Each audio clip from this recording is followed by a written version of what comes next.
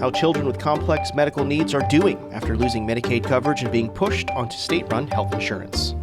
You're listening to The Wrap from Central Florida Public Media. I'm Brendan Byrne.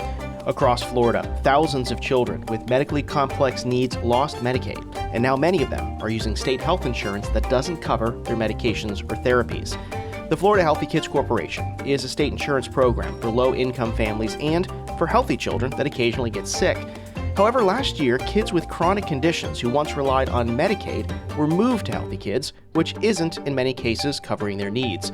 The decision to approve treatment or not is ultimately left to a review board to decide what is medically necessary. Medical necessity seems like a simple term, but it's in the eye of the beholder. Our series, Medically Unnecessary, looks at how disabled or chronically ill children in Florida now have a state health insurance that doesn't cover their needs. That's ahead on The Wrap, the big stories this week from Central Florida Public Media. But first, these news headlines. Orlando officials say they will not be moving forward with plans to convert an old building in the South downtown area into a 300-person 24/7 homeless shelter.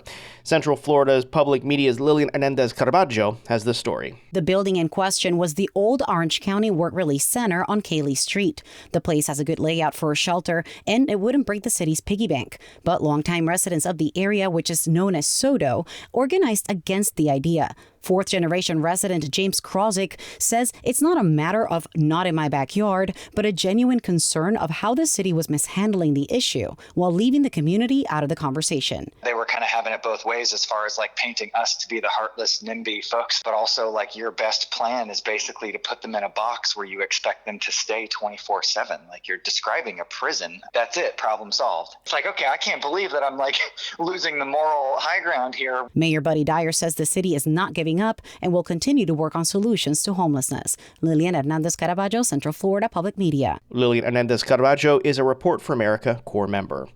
Nearly half of the U.S. Department of Education has been laid off, causing educational experts in Florida to sound the alarm on the impact this will have on students. Central Florida Public Media's education reporter Danielle Pryor has more.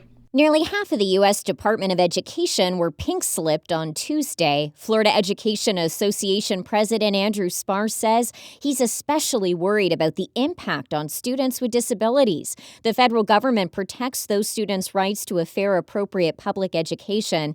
In a statement, the department says student loans, Pell Grants, funding for special ed, and several grants will not be impacted. A Senate committee this week approved a wide-ranging bill that includes preventing local governments from adding fluoride to water supplies. The Senate Agriculture Committee unanimously supported the bill, which involves a series of issues related to the Florida Department of Agriculture and Consumer Services. Local governments in Florida and across the country recently have debated and, in some cases, stopped the longstanding practice of adding fluoride to water supplies. The bill would prevent in public water systems, quote, the use of any additive included primarily for health-related purposes. These stories and more on our website. Visit cfpublic.org. Downtown Orlando is embracing a creative way to bring art to the public, combining unused commercial spaces with local art installations. It's in a storefront window that's accessible visually to see by anyone who's passing by. So whether you're walking by or in your car, you can see these presentations by our local artists. Vacant to Vibrant, that's on Spotlight this week. Get it wherever you get this podcast. It's estimated that thousands of families across Florida are struggling to get chronically sick children the coverage they need through the state's Children's Health Insurance Program. Last year, 500,000 kids were removed from Medicaid for various reasons. During that same period, about 50,000 kids were enrolled in the Florida Healthy Kids Corporation, a drastic increase over recent previous years. Florida Healthy Kids is one of the 4 programs that provide health care to low-income children across the state. However, as Central Florida Public Media's health reporter Joe Mario Pedersen tells us in this story from his series Medically Unnecessary, many families of children facing chronic illnesses or disabilities have found the recommended state insurance is failing to meet their needs. When the federal government declared the COVID-19 public health emergency over, states began removing families whose income was above Medicaid eligibility. In Florida, that process was messy for many. And I didn't even receive the letter until like a month and a half later, after insurance was already canceled. That's Brianna Dione. Her 6-year-old daughter, Camila, had been on Children's Medical Services, or CMS, since birth. The state insurance is for low-income families who have kids with chronic and serious physical, developmental, behavioral, or emotional conditions. We're not going to do tickle fight right now. We can do tickle fight in a little bit. Right now, Dione is walking me through their health insurance journey when Camila joins the conversation. Doctor. We went to Legoland. You want to go to Legoland? Cool. No, we went to Legoland. That was a while ago, yeah. Do you miss Legoland? That was very random. Yeah, I do. You do? Do you want to build some Legos? Yeah. Yeah. Camila loves Legos, and she loves to run around with her therapy dog, Luca, one of the many medical services she has. Camila was largely nonverbal 3 years ago. She had recently seen the Disney movie Luca when she saw a picture of the young golden doodle that would eventually become hers. Camila called him Luca. It was the first name she could properly say. Luca it is, like it's a name you can say. You obviously thought about it when you saw him. And when we brought him home, it still ended up sticking, so he's Luca. Luca was paid for by CMS, since he's a therapy dog, but Camila has a lot of other medical equipment, medicines, and therapies that CMS also covers.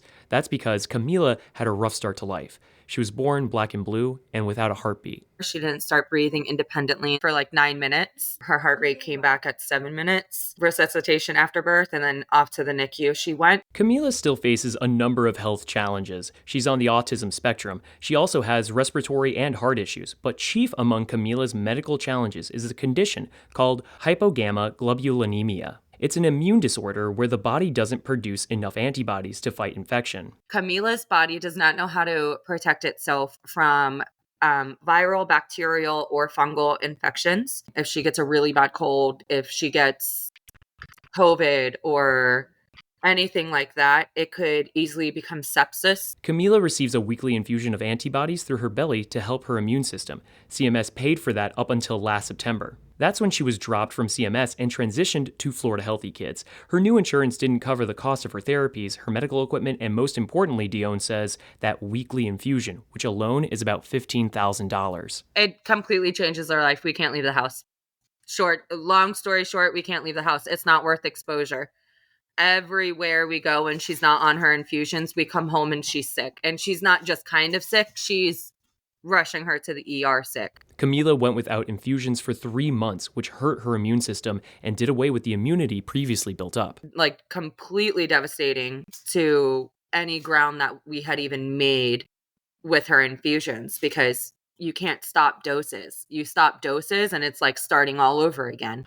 Her insurance had deemed the infusions not medically necessary, as were Camila's therapies too. Everything is just being denied. According to the Agency for Healthcare Administration, medical necessity is defined as necessary to protect life or to prevent significant illness. Additionally, the service or good cannot have a less costly alternative available statewide, but there is some nuance to it. Medical necessity seems like a simple term, but it's in the eye of the beholder. That's Steve Friedman, founder of Florida Healthy Kids. Currently, he's a professor of health policy at the University of South Florida.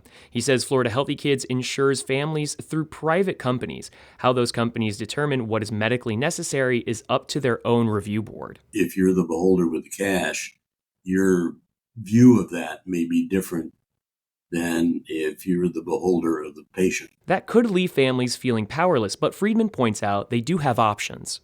I think families need to know that they have the right to appeal.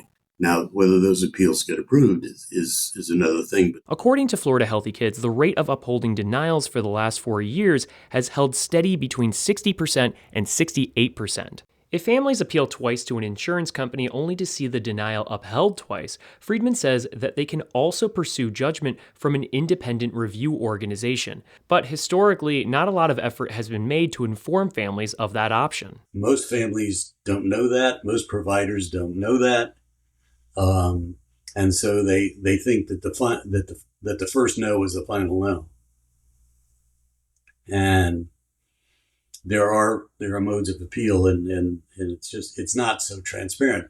Dione didn't see her appeals overturned, and no one has ever told her about an independent review organization as an option. She says that for about 3 months, Camila went without her infusions. Even with very little to no contact with the outside world, she did get sick. And because Dione couldn't leave the house without fear of bringing back germs and making her daughter sicker, she lost her job.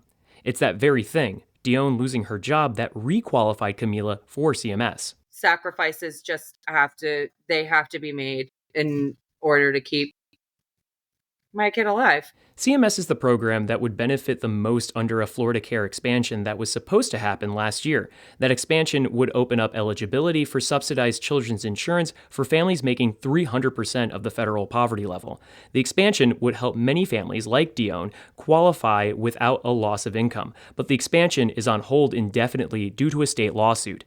As for Dione, her faith is shattered.